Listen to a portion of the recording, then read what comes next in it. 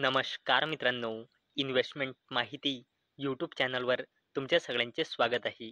तर मित्रांनो, आजच्या व्हिडिओमध्ये आपण अशा टोटल 10 कंपन्यांबद्दल बोलणार आहोत, ज्या कंपन्याचे शेअर म्युच्युअल फंडने जून 2025 या महिन्यामध्ये मोठ्या प्रमाणात खरेदी केले आहे आणि मोठ्या प्रमाणात विकले आहे. तर चला बघूया कोणत्या आहे त्या 10 कंपन्या. तर मित्रांनो, सगळ्यात पहिले आपण अशा 6 कंपन्या बघणार आहोत, ज्या कंपन्याचे शेअर म्युच्युअल फंडने जून 2025 या महिन्यामध्ये मोठ्या प्रमाणात खरेदी केल्या आहे. तर मित्रांनो, या लिस्टमध्ये सगळ्यात पहिल्या कंपनीचे नाव आहे बजाज फिनसर्व लिमिटेड. आणि मित्रांनो, अवेलेबल डेटानुसार म्हणजे मार्च 2025 नुसार कंपनीमध्ये प्रमोटर्सची होल्डिंग आहे 60.64%, एफ आय एसची होल्डिंग आहे 7.53%, डी आय एसची होल्डिंग आहे 8.99% आणि या कंपनीमध्ये पब्लिकची होल्डिंग आहे 22.71%. आणि मित्रांनो, म्युच्युअल फंडने जून 2025 या महिन्यामध्ये बजाज फिनसर्व लिमिटेड या कंपनीचे 4,900 कोटी रुपयांचे शेअर खरेदी केले आहे. बोलूया डिक्सॉन टेक्नॉलॉजीज इंडिया लिमिटेडबद्दल.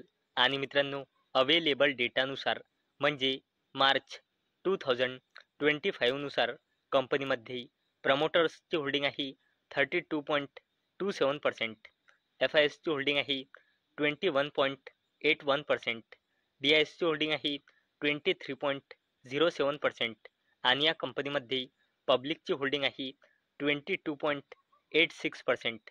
आणि मित्रांनो, म्युच्युअल फंडने जून 2025 या महिन्यामध्ये डिक्सॉन टेक्नॉलॉजीज इंडिया लिमिटेड या कंपनीचे 4,500 कोटी रुपयांचे शेअर खरेदी केले आहे.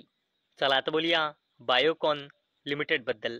आणि मित्रांनो, अवेलेबल डेटानुसार म्हणजे जून 2025 नुसार कंपनीमध्ये प्रमोटर्सची होल्डिंग आहे 54.45%, एफ आय एसची होल्डिंग आहे 7.01%, डी आय एसची होल्डिंग आहे 21.45% आणि या कंपनीमध्ये पब्लिकची होल्डिंग आहे 16.91%. आणि मित्रांनो, म्युच्युअल फंडने जून 2025 या महिन्यामध्ये बायोकॉन लिमिटेड या कंपनीचे 3,400 कोटी रुपयांचे शेअर खरेदी केले आहे. चला आता बोलूया SBI बद्दल म्हणजे स्टेट बँक ऑफ इंडियाबद्दल. आणि मित्रांनो, अवेलेबल डेटानुसार म्हणजे मार्च 2025 नुसार कंपनीमध्ये प्रमोटर्सची होल्डिंग आहे 57.43%, एफ आय एसची होल्डिंग आहे 9.94%, डी आय एसची होल्डिंग आहे 24.92% आणि या कंपनीमध्ये पब्लिकची होल्डिंग आहे 7.54%. आणि मित्रांनो, म्युच्युअल फंडने जून 2025 या महिन्यामध्ये स्टेट बँक ऑफ इंडिया या कंपनीचे 3,000 कोटी रुपयांचे शेअर खरेदी केले आहे. चला आता बोलूया टाटा ग्रुपच्या जबरदस्त कंपनीबद्दल, ज्या कंपनीचे नाव आहे ट्रेंट लिमिटेड. आणि मित्रांनो, अवेलेबल डेटानुसार म्हणजे मार्च 2025 नुसार कंपनीमध्ये प्रमोटर्सची होल्डिंग आहे 37.01%, एफ आय एसची होल्डिंग आहे 19.65%, डी आय एसची होल्डिंग आहे 17.20% आणि या कंपनीमध्ये पब्लिकची होल्डिंग आहे 26.08%.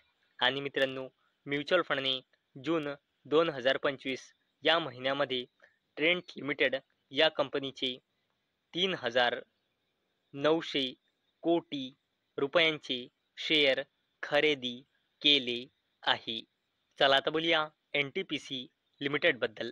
आणि मित्रांनो, अवेलेबल डेटानुसार म्हणजे मार्च 2025 नुसार कंपनीमध्ये प्रमोटर्सची होल्डिंग आहे 51.10%, FISची होल्डिंग आहे 17.79%, DISची होल्डिंग आहे 27.22% आणि या कंपनीमध्ये पब्लिकची होल्डिंग आहे 3.77%.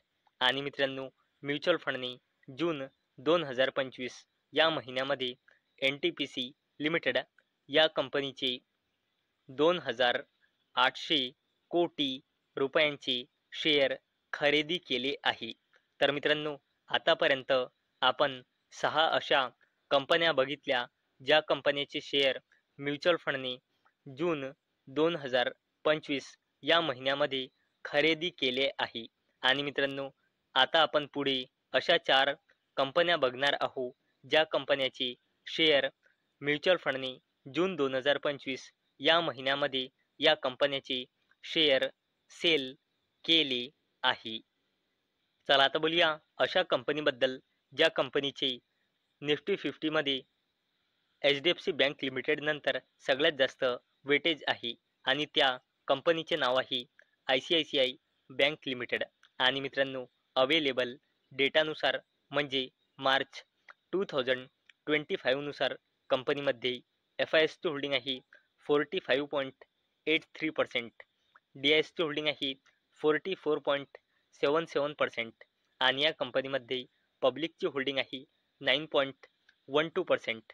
आणि मित्रांनो, म्युच्युअल फंडने जून 2025 या महिन्यामध्ये ICICI बँक लिमिटेडचे 1,600 कोटी रुपयांचे शेअर विकले आहे.